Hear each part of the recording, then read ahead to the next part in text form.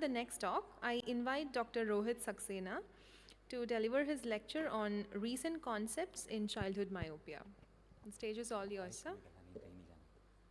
So, hello, and I hope I'm audible. Coming as the last speaker in the wake of stalwarts like Rashmin and Sir, I generally like to walk around the audience because, post lunch, late afternoon, you have to sometimes wake up the audience also. Otherwise, everybody's just waiting. When is it polite for me to leave? When is it okay for me to leave? So, just to keep you awake, I'll just kind of keep walking in between. And if you doze off, don't worry, I'll be there to wake you up. So, I'll be talking about something which is now unfortunately becoming a very major cause for concern. And actually, when you talk to anybody in public health and you say that at least the problem is 10% of the general population of this particular age group, there's no doubt that it's an epidemic. But unfortunately, it was not thought so much for quite a bit of time, at least not in India.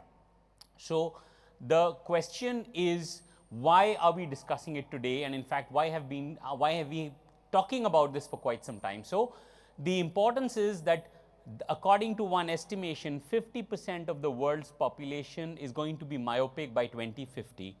And some time back, we used to think that this is not a problem in India.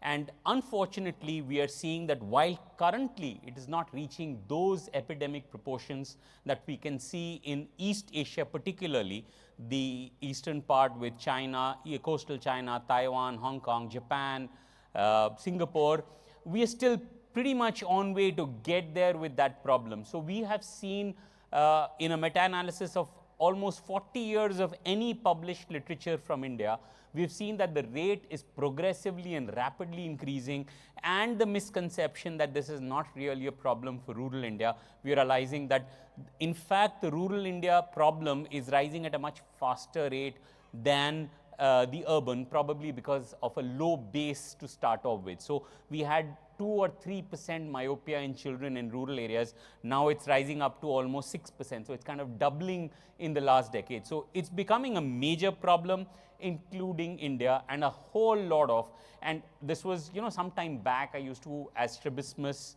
and neuro-ophthalmologist, when they used to ask me that, write in your slide that you do not have any financial interest, and I used to always jokingly say, unfortunately, I don't have any commercial interest in anything that I do for my patients. But unfortunately, now a lot of commercial interest has come into the management of myopia, childhood myopia, and well, it may be lucrative, to say the least, one of the things to pursue this subspecialty, something I was never able to say earlier.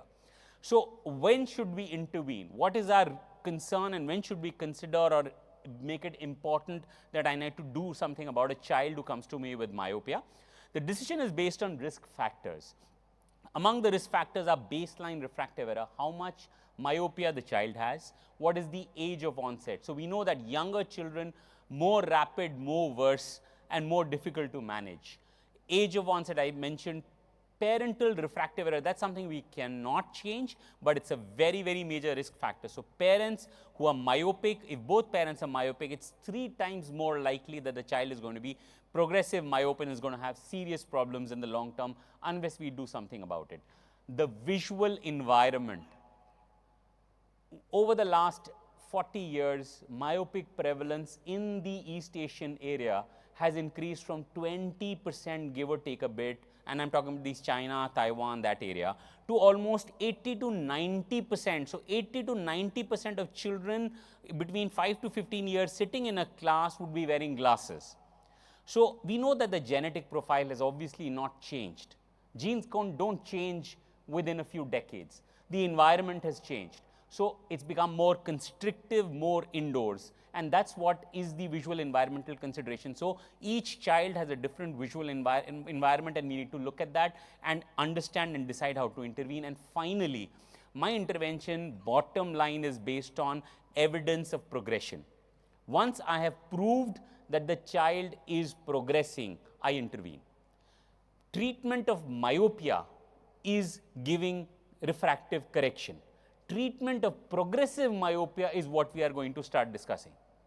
So, the first thing is Other factors that are important, other risk factors, we talked about a pre-myope. Now there is a very clear definition of somebody who's called a pre-myope. It's a child who is likely to become a myope in the short or intermediate term. There are a lot of ways we can define it, but one of them is that he's actually a low hyperope for age. So by 6 years or so, if he has only 0.75 diopters or less of hyperopia, he's likely in the next few years to start, kind of bridging the boundaries towards myopia. So he becomes a child of concern. Of course, younger the age of onset, more rapid we know the myopia progresses. Parental history I talked about.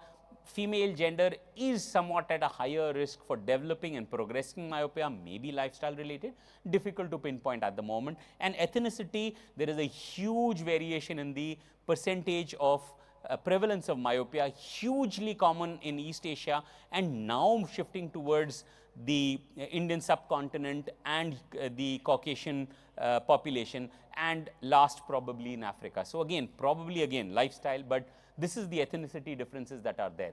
So we talked about the environment, the visual environment. These children tend to spend less time outdoors, more time at home, indoors, doing activity, a lot of association of near work with progressive myopia, anomalies of binocular vision and accommodative lag. Now, still at the moment, we are not sure. These children have an accommodative lag. It's a little surprising. You don't try to associate a myopic child or a child at all with near vision problems. But these children have an accommodative lag, which means they are not accommodating enough when they're looking for near. So now, whether it's just an association or a causative factor, we are still not sure. Intervention modalities were introduced to overcome the accommodative lag and the anomalies of binocular vision, which essentially meant esophoric children, but they weren't found to be that effective. So as I mentioned, we're not sure of the cause and effect association, but yes, it exists. Other attributes and other things have been kind of offbeat associated in case reports in small studies, but none of them have been actually consistent. So now we talk about prevention. So our first step is, how do we prevent the onset? First, to prevent the onset and then to talk about progression. So identify the pre-myopic child. The question is, identify that child at risk of becoming a myope in the future. Low hyperope I talked about. One or both parents myopic, spends less time outdoors, a lot of near activity, may not have binocular vision problems. There are a lot of studies underway, some of them including from India, which are trying to look at the intervention modalities and how they affect a pre-myope. But I would say in the Indian context, based on the prevalence that we have and the rate of progression of the general population, I would still err on the side of doing an intervention where the cause is. Increase awareness among parents, risk factor modulation. We know about the APOS AIO2020 rule, essentially asking children, asking everybody to take a break after 20 minutes after 20 minutes of near work for 20 seconds, look 20 feet in the distance. So essentially give your eyes a rest. And of course, increase activity, outdoor activity, so that he spends more time outdoors. We'll discuss how it impacts. And of course, as I mentioned, there are interventional modalities that have been tried. Obviously, they are going to be moderately effective, but well, that's between you and your patient what you want to do. So the more important thing is patient and parent communication, refraction, give appropriate glasses. Some people do tend to give under-corrected glasses. I don't understand the reason behind it. If a child comes to you, you have a shoe shop and a child comes to you, he has a 6 size shoe.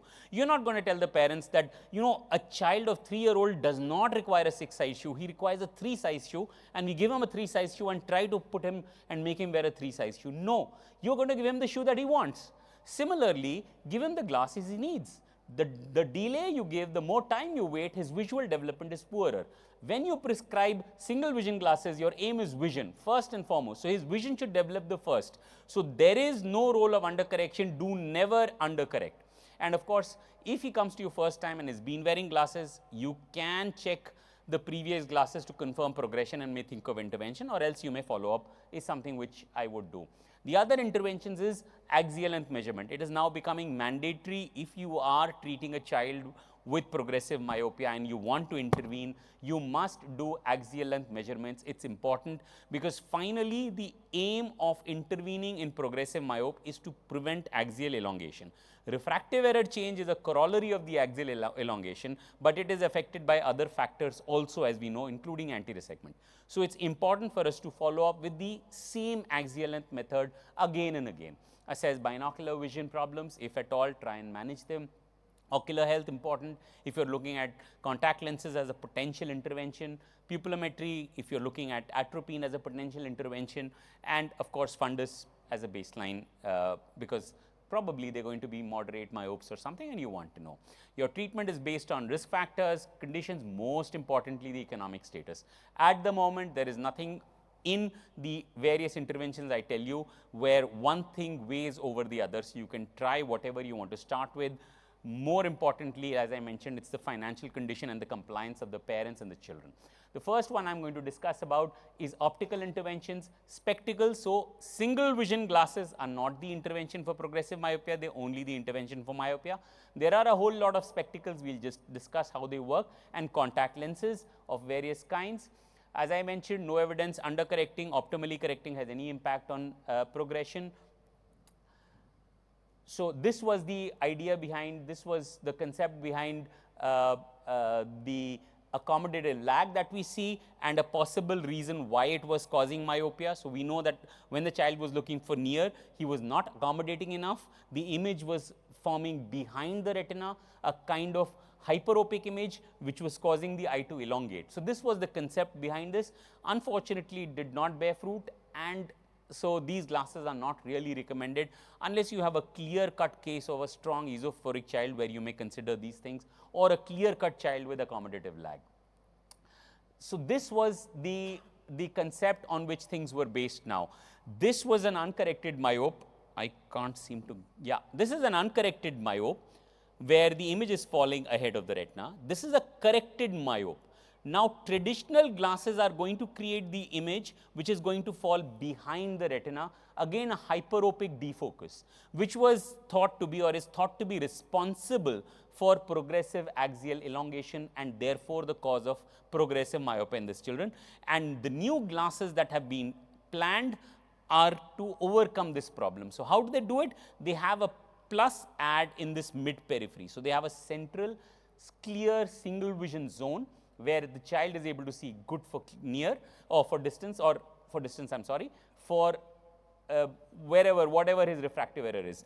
And this mid periphery has a plus add in the DIMS technology, and again I do not have any commercial interest anywhere, has a modest add which makes supposedly the image myopic and therefore prevents this stimulus from causing this feedback of axial elongation.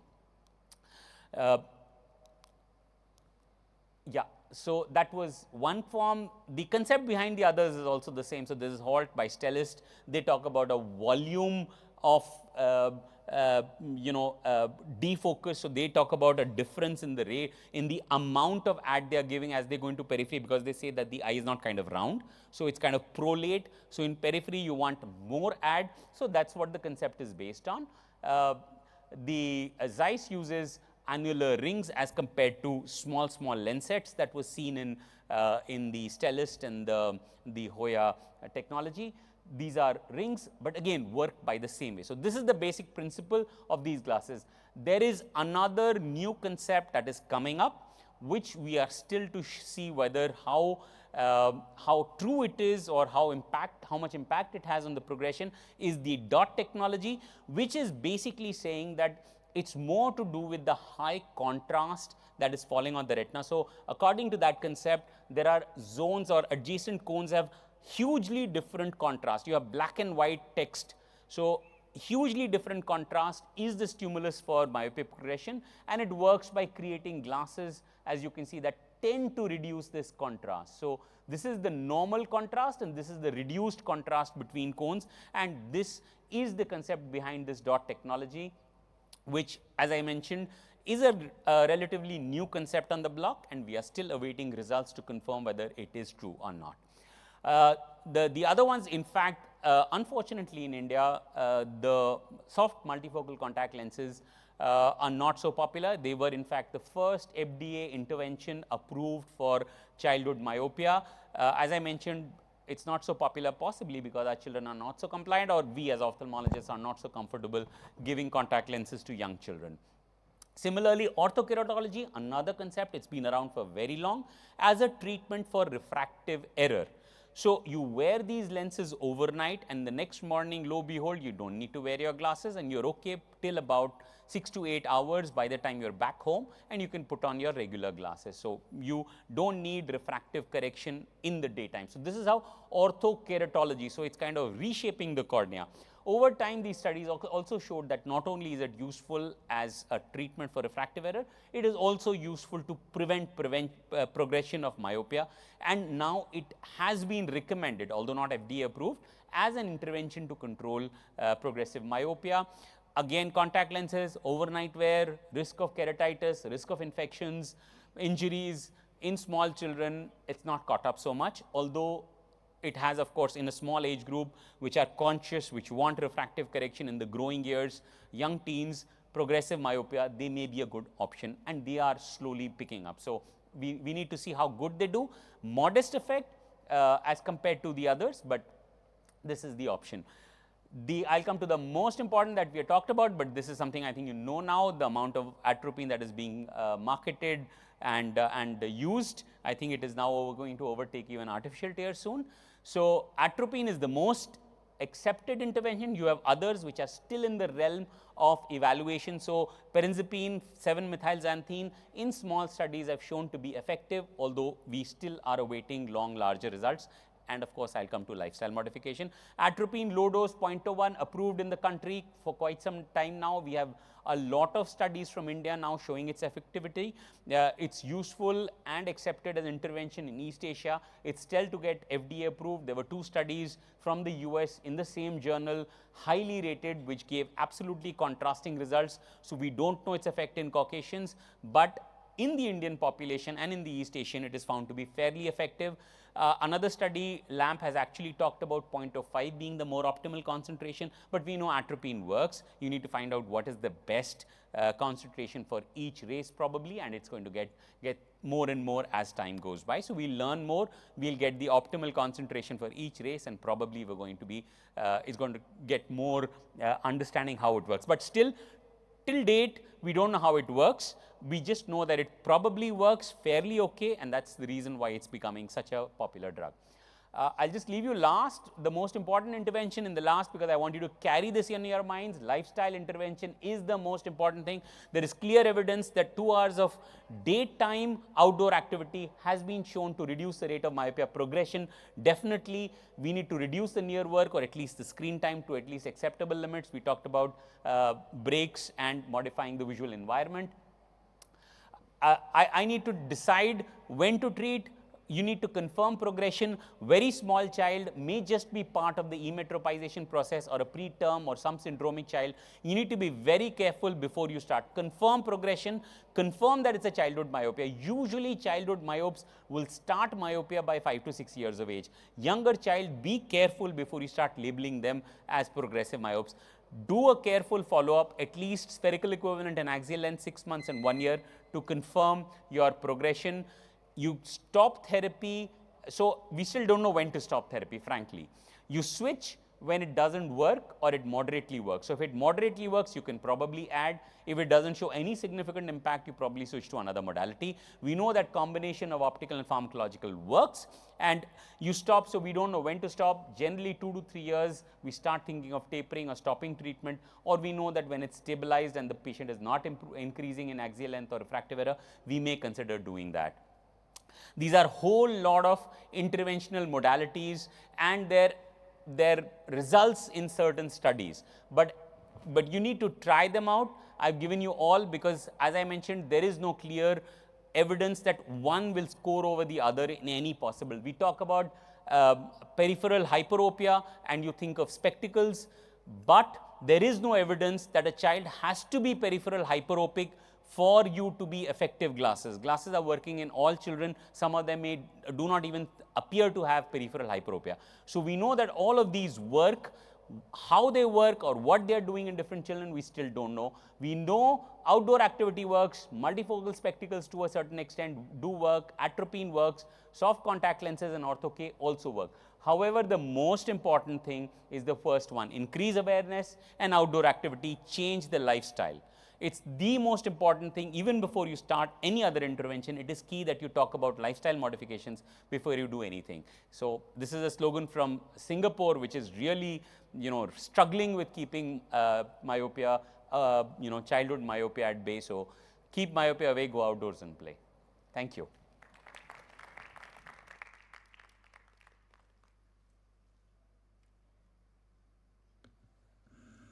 So if there are any questions from the people, I think, who have been. Yes, sir. Yes.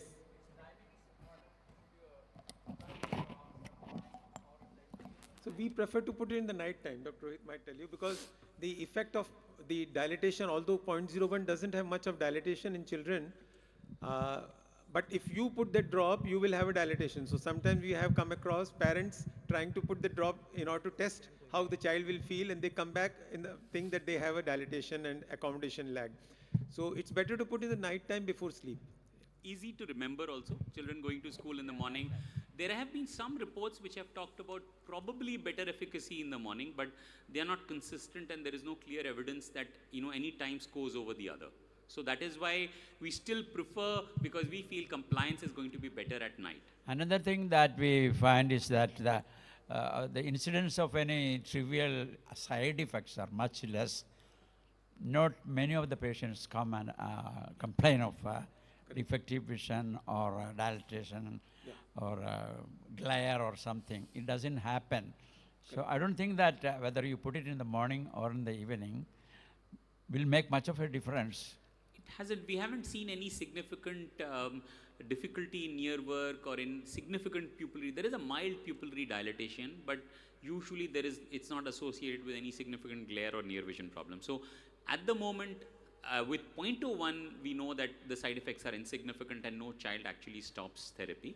As we evaluate higher and higher doses, there is a possibility that some of them may have more significant side effects for us to consider whether it can continue.